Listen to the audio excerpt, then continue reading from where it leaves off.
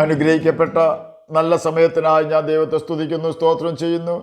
ദൈവവചനം ശ്രവിച്ചുകൊണ്ടിരിക്കുന്ന എല്ലാ ദൈവമക്കൾക്കും വീണ്ടും വരാമെന്ന് അരുളി ചെയ്തവനായ കർത്താവായ യേശു ക്രിസ്തുവിൻ്റെ ധന്യനാമത്തിൽ ഞാൻ എൻ്റെ സ്നേഹവന്ദനം അറിയിക്കുന്നു. ഇന്നത്തെ അല്പസമയത്തെ ചിന്തയ്ക്കായി 34 സങ്കീർത്തനം 5 വാക്യം നമുക്ക് വായിക്കാം. അവങ്കിലേക്ക് നോക്കിയവർ പ്രകാശിതരായി, അവരുടെ മുഖം ലജ്ജിച്ചു പോയതുമില്ല. അനുഗ്രഹിക്കപ്പെട്ട ഒരു വേദവാക്യമാണ് നാം കേട്ടത്. NIV ഇംഗ്ലീഷ് വേർഷനിൽ അവങ്കിലേക്ക് നോക്കിയവർ എന്നതിന് തോസ് ഹു ലുക്ഡ് ഹിം എന്നാണ് രേഖപ്പെടുത്തിയിരിക്കുന്നത്. എന്നാൽ ബ്രണ്ടൻസ് സെപ്റ്റുജിവന്റ് വേർഷനിൽ 34 സങ്കീർത്തനം 5 വാക്യം draw near to him and be enlightened and your faces shall not by any means be ashamed എന്നാണ് രേഖപ്പെടുത്തിയിരിക്കുന്നത്. ഡ്രോ നിയർ ടു ഹിം എന്നാൽ മത്തായി എഴുതിയ സുവിശേഷം 11 അധ്യായം 28 വാക്യത്തിൽ രേഖപ്പെടുത്തിയിരിക്കുന്നത് പോലെ കർത്താവായ യേശു ക്രിസ്തുവിൻ്റെ അഥവാ യഹോവയുടെ അടുക്കൽ അവൻ്റെ ആശ്വാസം പ്രാപിക്കുവാനും സമാധാനം പ്രാപിക്കുവാനും ഉപദേശം കേട്ട് അനുസരിക്കുവാനും ചെല്ലുന്നവർ എന്നാണ് അർത്ഥം. അധ്വാനിക്കുന്നവരും ഭാരം ചുമക്കുന്നവരുമായുള്ളവരെ എല്ലാവരും എൻ്റെ അടുക്കൽ വരുവിൻ, ഞാൻ നിങ്ങളെ ആശ്വസിപ്പിക്കും എന്നാണ് മത്തായി എഴുതിയ സുവിശേഷം 11 അധ്യായം 28 വാക്യത്തിൽ രേഖപ്പെടുത്തിയിരിക്കുന്നത്. ഇന്ന് അനേകരുടെ മുഖം സമാധാനമില്ലായ്മയാലും ഹൃദയത്തിൻ്റെ വേദനയാലും മറ്റനേക കാര്യങ്ങളാലും വാടിയിരിക്കുന്നത് കാണുവാൻ നമുക്ക് സാധിക്കും. അധ്വാനിക്കുന്നവരും ഭാരം ചുമക്കുന്നവരും എന്ന് നാം വായിച്ചു കേട്ടതിനർത്ഥം ഈ ഭൂമിയിൽ അധ്വാനത്തെക്കുറിച്ചോ നാം ചെയ്യുന്ന ജോലിയെക്കുറിച്ചോ അല്ല യേശു പറഞ്ഞത്. പിന്നെയോ സമാധാനത്തിനും ഹൃദയ സന്തോഷത്തിനും പാപക്ഷമിക്കുമായുള്ള നമ്മുടെ അന്വേഷണമാകുന്ന അധ്വാനവും അനേക ഇസങ്ങളും പ്രസ്ഥാനങ്ങളും നമ്മുടെ മേൽ ചുമത്തുന്ന ചടങ്ങുകളും അനുഷ്ഠാനങ്ങളും ആചാരങ്ങളുമാകുന്ന ഭാരങ്ങളുമാകുന്നു. അത് പാപമോചനത്തിനായും ഹൃദയസമാധാനത്തിനായും യഥാർത്ഥ ഹൃദയ സന്തോഷത്തിനായും നിങ്ങൾ എൻ്റെ അടുക്കൽ വരൂ എന്നാണ് മത്തായി എഴുതിയ സുവിശേഷം 11 അധ്യായം 29 30 വാക്യങ്ങളിൽ വ്യക്തമാക്കിയിരിക്കുന്നത്. ഞാൻ സൗമ്യതയും താഴ്മയുമുള്ളവനാകിയാൽ എൻ്റെ നുകം ഏറ്റുകൊണ്ട് എന്നോട് പഠിപ്പിൻ, എന്നാൽ നിങ്ങളുടെ ആത്മാക്കൾക്ക് ആശ്വാസം കണ്ടെത്തും. എൻ്റെ നുകം മൃദുവും എൻ്റെ ചുമട് ലഘുവുമാകുന്നു. യേശു പറയുന്ന വാക്കുകൾ നാം ശ്രദ്ധിക്കണം. ഞാൻ സൗമ്യതയും താഴ്മയുമുള്ളവനാണെന്ന് ഒന്നാമതായി യേശു നമ്മെ പഠിപ്പിക്കുകയാണ്. യേശുവിൽ നിന്നും എന്തെങ്കിലും പഠിക്കുവാൻ നാം ആഗ്രഹിക്കുന്നുണ്ടെങ്കിൽ യേശുവിൻ്റെ താഴ്മയും സൗമ്യതയും ആദ്യം നാം പഠിക്കേണ്ടി വരും. എന്നാൽ മാത്രമേ യേശുവിൽ നിന്നും തുടർ പഠനം സാധ്യമാകൂ. ഭൂമിയിൽ അനേക ശക്തന്മാർ ആയുധങ്ങളും ആറ്റം ബോംബുകളും പിടിച്ചുകൊണ്ട് സമാധാനത്തിനായി മുറവിളി കൂട്ടുമ്പോൾ യേശു ഒരു ആയുധവും എടുക്കാതെ തൻ്റെ ശിഷ്യന്മാരെ ആയുധം നിലത്ത് വയ്ക്കുവാൻ കൽപ്പിക്കുകയാണ് ചെയ്തത്. സമാധാനപ്രഭുവായ കർത്താവായ യേശു ക്രിസ്തുവിന് ജനഹൃദയങ്ങളെ സ്വാധീനിക്കുവാൻ കഴിഞ്ഞതിന് പ്രധാന കാരണം അവൻ്റെ സൗമ്യതയും താഴ്മയുമായിരുന്നു. എത്ര ക്രുദ്ധിച്ച് നിൽക്കുന്ന വ്യക്തിയോടും സൗമ്യമായി 2 അക്ഷരം പറയാമെങ്കിൽ അവർ നമ്മോട് കോപിച്ചതിനെ മാപ്പ് ചോദിക്കാതിരിക്കുകയില്ല എന്നത് വാസ്തവമാണ്. തന്നെ കരുണ കൂടാതെ ഒറ്റിക്കൊടുത്ത യൂദായെ നോക്കി യേശു വിളിച്ചത് സ്നേഹിത എന്നാണ്. നമ്മ യേശുവിൻ്റെ അടുക്കൽ ചെന്നാൽ നിശ്ചയമായും നമുക്ക് അവൻ്റെ സൗമ്യതയും താഴ്മയും ലഭ്യമാകും. അതിനുശേഷമാണ് നമ്മെ യേശു പഠിപ്പിക്കുവാൻ തുടങ്ങുന്നത്. അതിനായി നാം ചെയ്യേണ്ടത് യേശുവിനെ ആശ്രയിക്കുക എന്നതാണ്. ആശ്രയിക്കുക എന്നാൽ വിശ്വസിക്കുക, അഭയം പ്രാപിക്കുക, അനുസരിക്കുക എന്നെല്ലാം അർത്ഥമുണ്ട്. തൻ്റെ അടുക്കൽ സൗഖ്യത്തിനായി വന്ന വ്യക്തിയോട് യേശു ചോദിച്ചത് എനിക്കിത് ചെയ്യുവാൻ കഴിയുമെന്ന് നീ വിശ്വസിക്കുന്നുവോ എന്നാണ്. യേശുവിൽ വിശ്വസിക്കുന്നവന് യേശു ചെയ്ത അത്ഭുതങ്ങളെക്കാൾ വലിയ അത്ഭുതങ്ങൾ ചെയ്യുവാൻ യേശു തന്നെ ശക്തി കൊടുക്കും എന്ന് യേശു പഠിപ്പിച്ചിട്ടുണ്ട്. ഇതൊന്നും ഓർക്കുകയോ പരിശീലിക്കുകയോ ചെയ്യാതെ ഇന്നും ചെറിയ കാര്യങ്ങൾക്ക് പോലും അവിശ്വാസത്തിൻ്റെ വാക്കുകൾ പറഞ്ഞ് യേശുവിനെ കരയിപ്പിക്കുന്ന അനേകരുണ്ട്.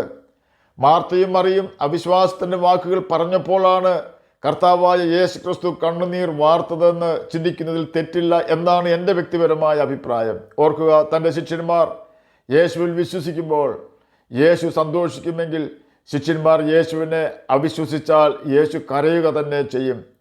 ദൈവാത്മാവിനെ ദുഃഖിപ്പിക്കരുതെന്ന് ദൈവവചനത്തിൽ രേഖപ്പെടുത്തിയിരിക്കുന്നത് നാം എപ്പോഴും ഓർക്കണം. നാം പാപം ചെയ്താൽ ദൈവാത്മാവ് ദുഃഖിക്കും.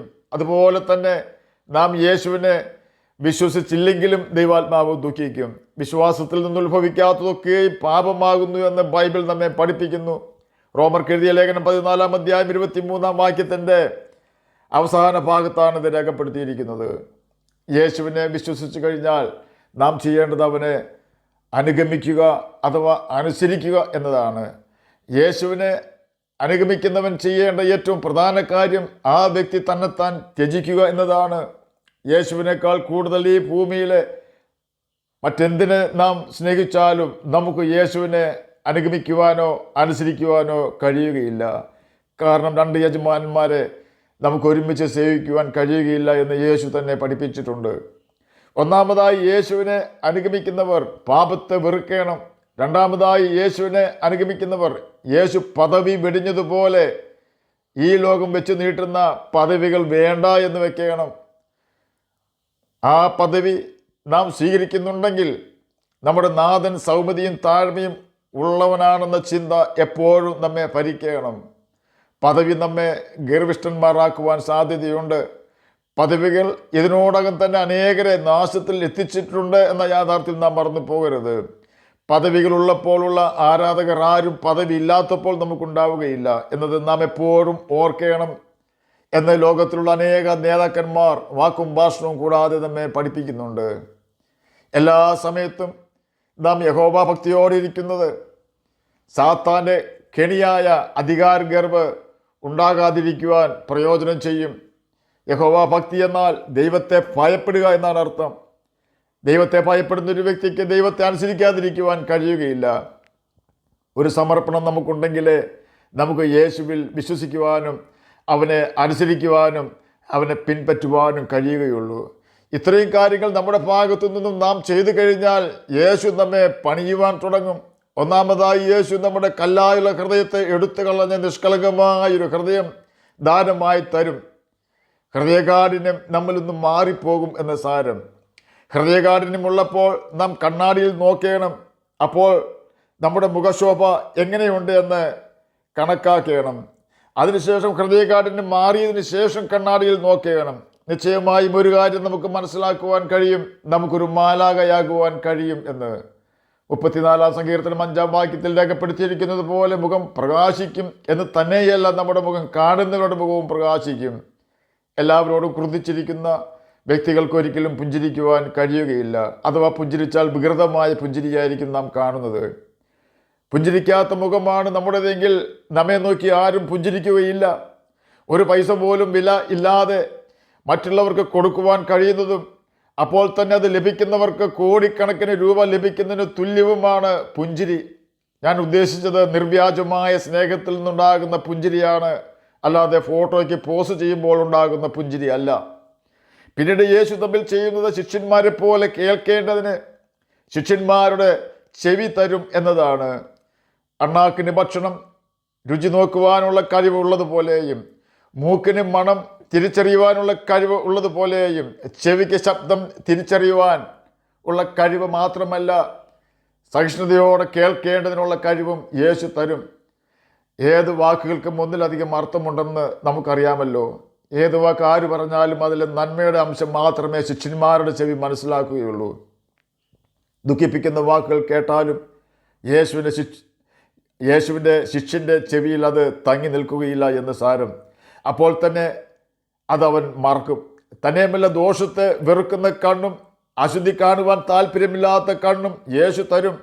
അതുപോലെ തന്നെ തളർന്നിരിക്കുന്നവരെ വാക്കുകൊണ്ട് താങ്ങുവാൻ അറിയേണ്ടതിന് ശിഷ്യന്മാരുടെ നാവും കർത്താവായ യേശു ക്രിസ്തു നമുക്ക് തരും. യേശുവിൻ്റെ സൗമ്യതയും താഴ്മയും പ്രാപിച്ചുകൊണ്ട് യേശുവിൻ്റെ കൽപ്പനകൾ അനുസരിച്ച് അവനെ അനുഗമിക്കുന്ന യേശുവിൻ്റെ ശിഷ്യന്മാർക്ക് യേശു കൊടുക്കുന്ന നന്മകളെക്കുറിച്ചാണ് നാം കേട്ടുകൊണ്ടിരുന്നത്. ഈ ഗുണവിശേഷങ്ങൾ കർത്താവിന് തരുവാൻ ഒത്തിരി ദിവസത്തെ കാത്തിരിപ്പൊന്നും ആവശ്യമില്ല. നമ്മുടെ ഒരു തീരുമാനത്തിൻ്റെ ആവശ്യമേ ഉള്ളൂ. അനുഗ്രഹിക്കുന്ന വ്യക്തികളെ ആശ്വസിപ്പിക്കുന്നവനാണ് കർത്താവ്. ആഗ്രഹിക്കുന്ന വ്യക്തികളെ ആശ്വസിപ്പിക്കുന്നവനാണവൻ. ആ യേശുവിൻ്റെ അടുക്കൽ നാം ചെന്നാൽ യേശു നമ്മെ ദാനിയേലിനെ പോലെ ജ്ഞാനിയും ഇയ്യോബിനെ പോലെ സഹിഷ്ണുതയും ഉള്ളവരാക്കി തീർക്കും എന്നതിന് സംശയമില്ല. നമ്മുടെ മുഖത്തെ ക്ഷീണവും ഹൃദയത്തിലെ വ്യതയും മാറി തിളങ്ങുന്ന മുഖത്തിൻ്റെ, ഭയമില്ലാത്ത മുഖത്തിൻ്റെ, പ്രത്യാശയും ധൈര്യവുമുള്ള മുഖത്തിൻ്റെ ഉടമയായി ജീവിക്കുവാൻ കർത്താവ് ഇടവരുത്തുകയും മരണശേഷം ദൈവരാജ്യത്തിൽ നമ്മെ പ്രവേശിപ്പിക്കുകയും ചെയ്യും എന്നത് കർത്താവിൻ്റെ ഒരു വാഗ്ദാനമാണ്. ആകയാൽ നമുക്ക് യേശുവിൻ്റെ അടുത്ത് ചെന്ന് അവൻ്റെ മുഖത്തേക്ക് നോക്കി അവൻ പറയുന്നത് പോലെ ജീവിച്ച് അവനെ പിന്തുടർന്ന് ജീവരക്ഷ പ്രാപിക്കാം. അതിന് കർത്താവ് നമ്മെ സഹായിക്കട്ടെ എന്ന് പ്രാർത്ഥിച്ചുകൊണ്ട് ഞാൻ എൻ്റെ വാക്കുകളിൽ നിന്ന് വിരമിക്കുന്നു. നമുക്ക് പ്രാർത്ഥിക്കാം. ഞങ്ങളെ സ്നേഹിക്കുന്ന സ്വർഗീയ പിതാവേ, നല്ല വചനത്തിനായി ഞാൻ സ്തുതിക്കുന്നു, സ്തോത്രം ചെയ്യുന്നു. എന്നെ കേൾക്കുന്ന ഏതെങ്കിലും പ്രിയപ്പെട്ടവർ നിരാശയിലായിരിക്കുന്നെങ്കിൽ അങ്ങ് അവരുടെ നിരാശ മാറ്റി കൊടുക്കണമേ. രോഗത്താൽ ഭാരപ്പെടുന്നവർക്ക് രോഗസൗഖ്യം കൊടുക്കണമേ. സാമ്പത്തികമായി ജരുങ്ങുന്നവർക്ക് അതിൽ നിന്ന് മോചനം കൊടുക്കണമേ. ജോലിയില്ലാത്തവർക്ക് ജോലി കൊടുക്കണമേ. പഠിക്കുന്ന കുഞ്ഞുങ്ങൾക്ക് പഠിക്കുവാനുള്ള ബുദ്ധിയും ജ്ഞാനവും ഓർമ്മശക്തിയും കൊടുക്കണമേ. പ്രാർത്ഥന കേട്ടതിനായി സ്തോത്രം. യേശുവിൻ്റെ നാമത്തിൽ തന്നെ ആമേൻ. കർത്താവ് എല്ലാവരെയും അനുഗ്രഹിക്കട്ടെ. സ്തോത്രം.